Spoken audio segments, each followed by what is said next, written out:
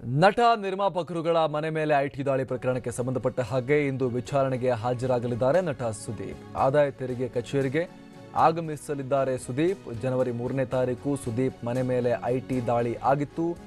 ವಿಚಾರಣೆಗೆ ಹಾಜರಾಗುವಂತೆ ನೋಟಿಸ್ ನೀಡಿತ್ತು ಐಟಿ ಇಲಾಖೆ.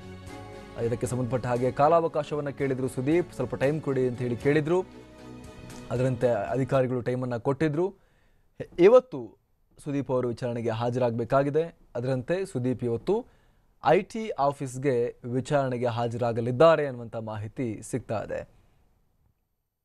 ಜನವರಿ 3ನೇ ತಾರೀಕು ಕನ್ನಡದ 4 ಬಿಗ್ ಸ್ಟಾರ್ಗಳು ಮತ್ತು 4 ಬಿಗ್ ಪ್ರೊಡ್ಯೂಸರ್ಗಳ ಮನೆ ಮೇಲೆ ರೇಡ್ ಆದಾಗ ಅದರಲ್ಲಿ ಸುದೀಪ್ ಕೂಡ ಒಬ್ಬರಾಗಿದ್ರು.